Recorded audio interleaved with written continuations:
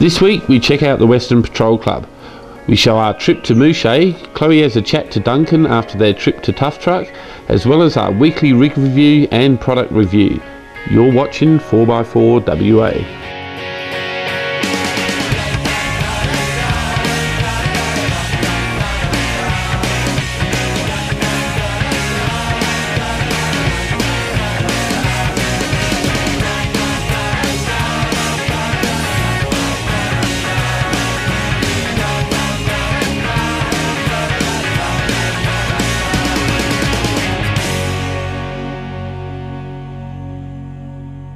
Welcome along guys to another exciting episode of 4x4 WA.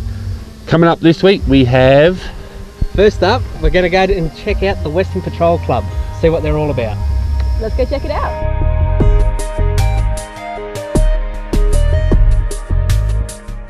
The Western Patrol Club was incorporated in early 2008. It caters for all Nissan Patrol owners.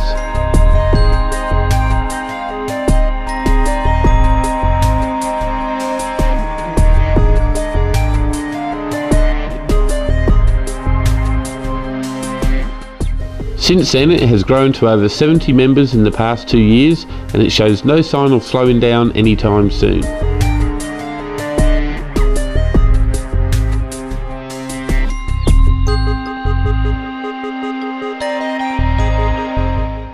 They have regular outings, they get involved in the 4x4 community, as well as four-wheel drive competitions and events.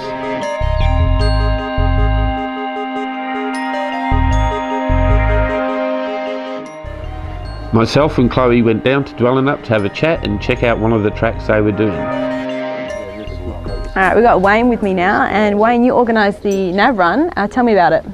It's basically an exercise in using your GPS, and the club members have quite a lot of different sorts. There's the ordinary E-Trek Garmin type Magellan things. A lot of the 7-inch screens are a bit like the HEMA Navigator. Yep. And a lot of the guys use laptops with a GPS unit attached. The idea of the day today is to take your GPS unit, go out in the bush, and try and find some of the spots that we've marked and made waypoints for, and at each one we've taken a photo, and you need to try and recreate the photo that's there, and also identify the latitude, longitude of where that photo was taken. Hopefully they'll all come back again. Yeah, you got a few first timers out here today?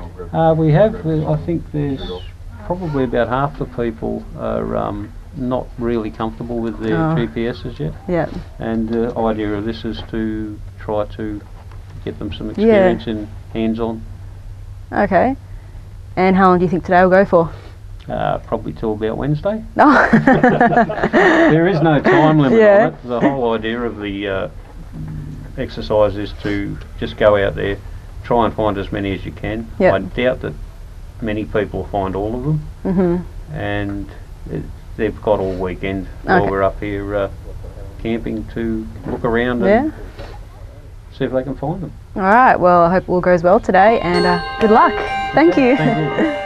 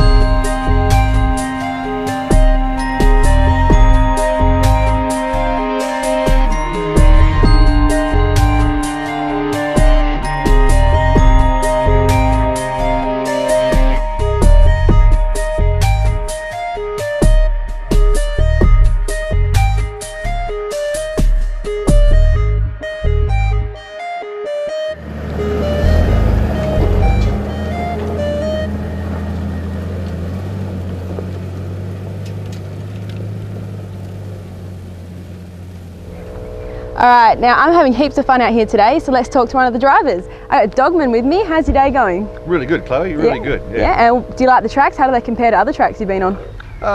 Yeah, these tracks are really good. There's more rocks, especially all the rain we've had last winter, and it's washed all the dirt away, so yeah. Yeah, and did you come across any trouble up that hill up there, or all good?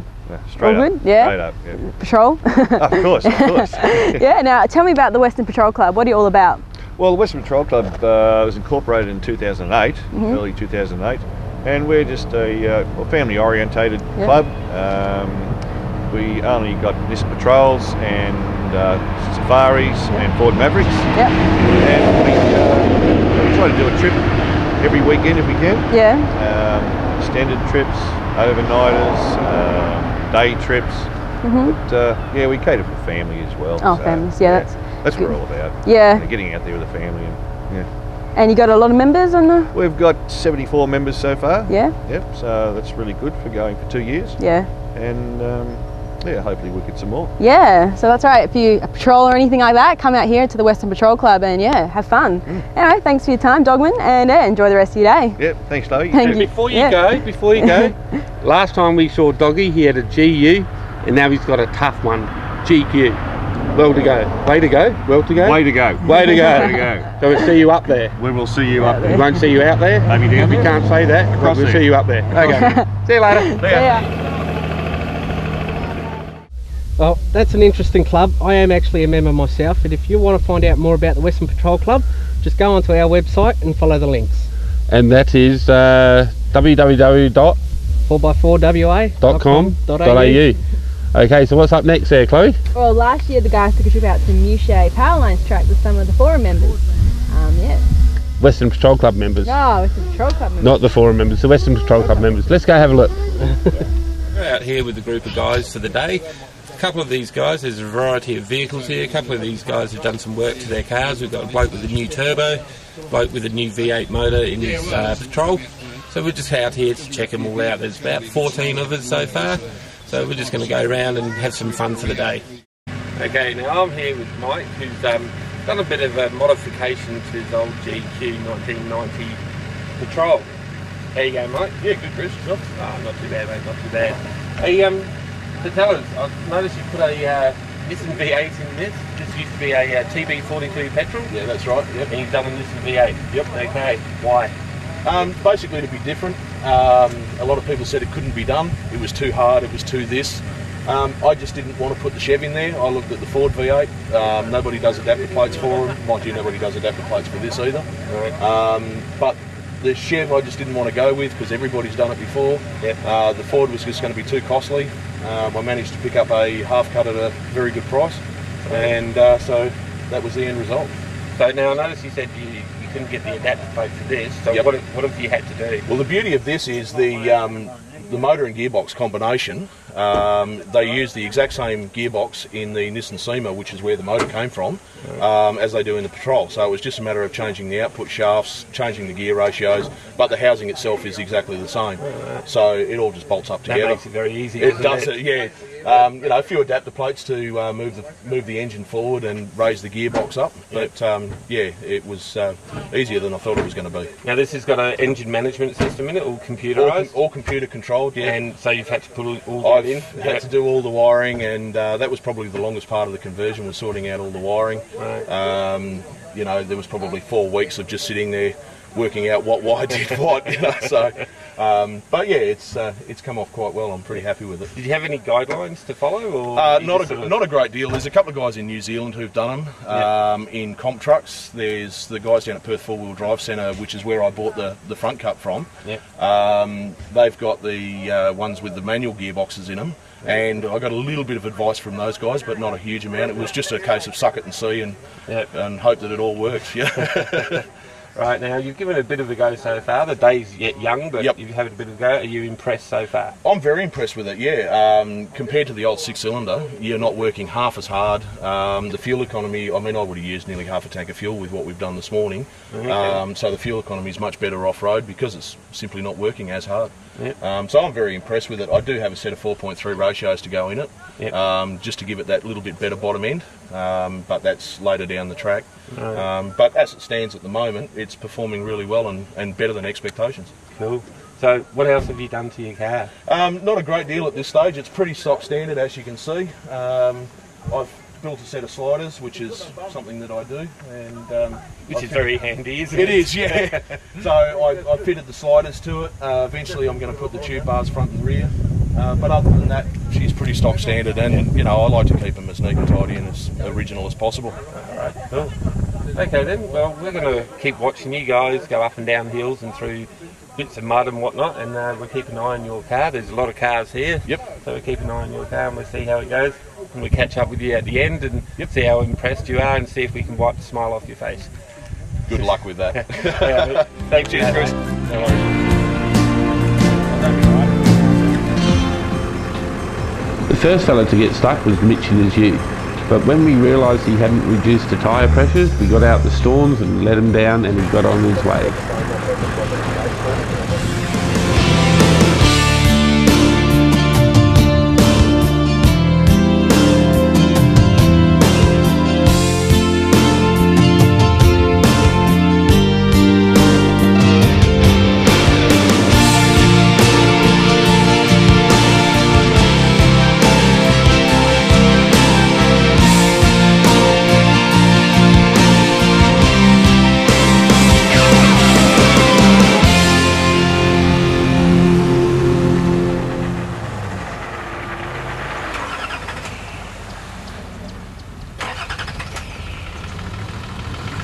Now once again, Mitch in his ute struck trouble. Now he's making a habit of this in this trip. What happened was he went through the water crossing, doesn't have a snorkel, and the motor sucked in some water. Now with a bit of bush mechanics and a towel, we sorted him out and we were back on our way. Now the next fellow who got stuck was Chris. He decided to get stuck right in the middle of a water crossing. So I decided to use my Nissan recovery vehicle and pull him out. I know there's a bit of hoo-ha about Toyota versus Nissan, but at the end of the day guys, it's one four-wheel driver helping out another four-wheel driver, even though I had to walk through water.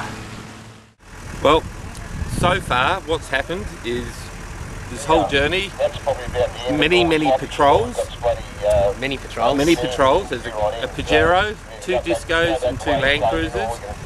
And there's about 8 or 9 patrols now. So far, the only one that's had trouble are the patrols. Yes, 3 of them. 3 have gone down, and I had to get in the water to save one. To pull him out, I had to get my hands and knees in the water to pull him out. Now you will see that on the video. But this is what us Land Cruiser drivers do for the patrol drivers. This is what we do. And cuz, if you're listening, cuz, this Pajero has done it all. It has not missed a beat.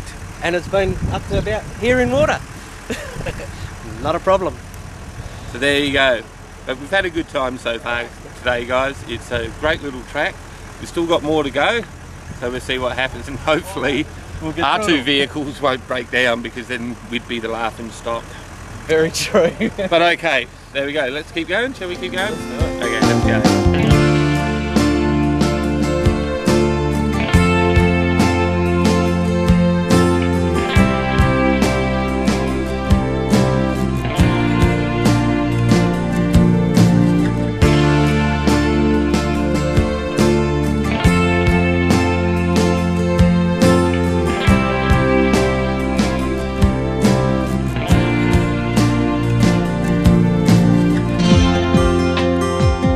Now at the end of the day, we aired up our tyres and we took off. But a big thanks goes to Mike from Western Patrol Club for organising such a great day, and fun was had by all. Well, that was a great little trip. I actually got to rescue a patrol on that one. You did. Yeah, good old fella got bogged in the water. Hey, that was good fun, and made me walk through it. How's that? That was funny. That was, yeah, it would have been funny. And his recovery point right up underneath. But anyway, we need to go to a break because we've got to advertise our sponsors, because they got to give us some more money, hopefully.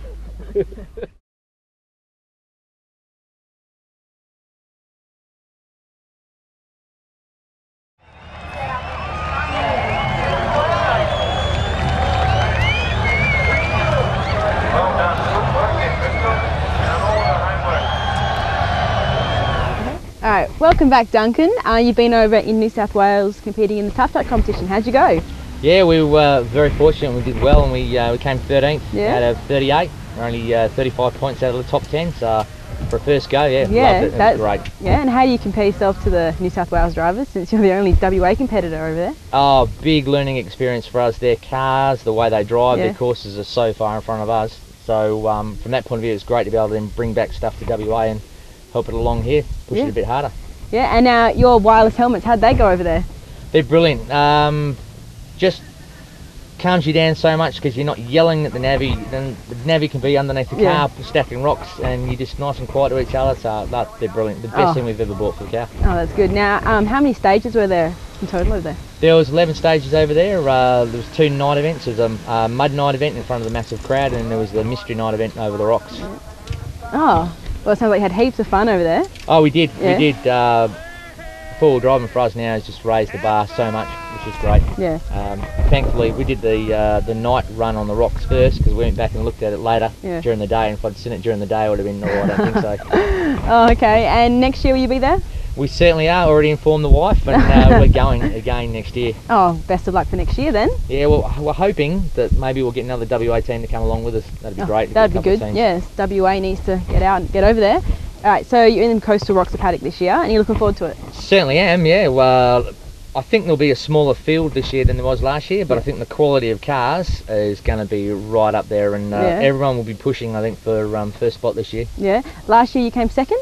Yeah, we did. We were knocked out by 6 points, and I'm still spewing about that. Oh, well, this year, it's all the best for you, and good luck. Thank you very much. Thanks, Duncan. Okay, what we have now is the winner for our Max Tracks giveaway. Now, we all know the question was, what car was Chloe driving? That's Chloe here. Yep. What car was she driving at Lancelin? And what was the answer, Chloe? It was a 79 series Land Cruiser. Now, for all those who entered, we say a big thank you to that. It was a great response to it. But now, the winner. And the winner is Scott from Ballajura. Congratulations for winning the Max Track set. You got the answer correct. It was a 79 Land Cruiser. So coming up next, Grizz, you go to Perth 4x4 and take a look at some suspension? I do, but I don't have a mini skirt on, guys, so sorry about that. So let's go have a look. I'm here with Russ from Perth 4x4, and today he's going to show us a new line of shocks brought to you by Fox Racing. G'day Russ, how are you, mate? Good, thanks mate. Yourself? Oh, not too bad, not too bad. Okay, Fox shocks. These look rather interesting. Can you give us a bit of a rundown on them? Well, Fox obviously a world-renowned supplier of quality shock absorbers. Fox's main focus obviously is off-road racing. I personally run Fox on my own race vehicles, being a Nissan Patrol, and look, they do such a fantastic job. We've decided, along with some of the Fox agencies in Australia, to develop a range of shock absorbers for patrols and Land Cruisers and that sort of thing. So these are for your everyday drivers now? Or ones who want to do a bit of extreme work? Well, not so much everyday driver. Obviously, the pedigree of the Fox is a racing shock. So you'll find guys that are into winch challenges and a little bit of off-road racing or 4x4 motorsport will select this shock. It is directed at anyone from those sort of guys to someone doing a lot of heavy touring who's after a shock, a premium shock that's going to stay with them the whole distance of their trip. Right, okay. So give us a rundown on these. I noticed they've got a remote canister. Yeah, well, they are referred to in this case. Both of these items here are what they call a 2-inch remote reservoir shock. 2-inch refers to the bore size.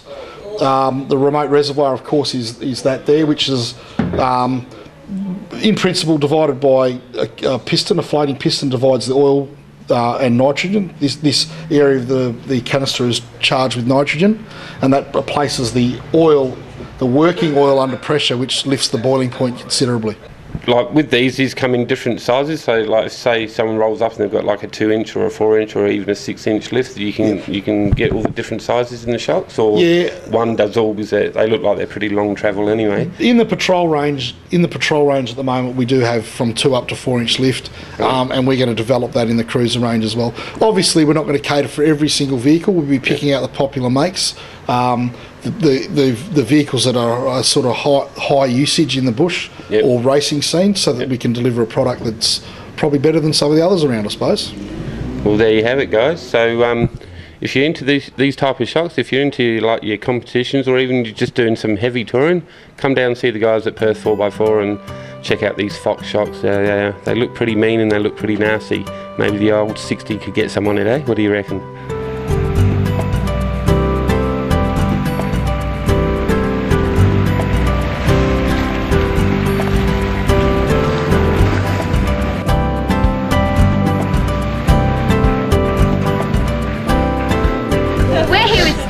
So Steve, what car are you driving? 1984 Datsun 720 Ute.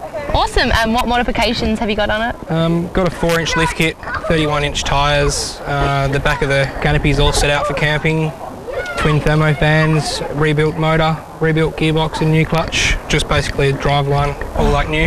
Awesome, well that's really good. So yeah, you had a good day today? Yeah, awesome, it's good coming out here with the 4x4 crew. Cool. And yeah, the old Datsun keeps on going. Yeah, it's going well. Cool, well thank you, and we'll see you later. No worries. Well guys, that's it from us for this show. We've had an absolute great time. It has been a lot of fun. You've enjoyed yourself? You've enjoyed yourself? Yeah. That's good. Okay, so what's coming up next, Chloe? Next week? Where are we? 2J. 2J. What are we doing there? It's the Screw Tail Shaft Challenge. The Screw Tail Shaft Challenge. Yeah. Okay, that looks something to look forward to. It's got a great name. So until next week, guys, we'll probably catch you on the tracks or see you somewhere. We could do something. But anyway, we will see you next week, 4:30 Sunday. Don't forget, Channel 44. Bye. Well, looks like we're motivating. How about we get into it? We are. Yeah. What are we doing? Balls of steel? No, we're down the street first. All right. Nice long course first, and then the balls are after at the back. The balls out the back. All right. Let's get into it. All right.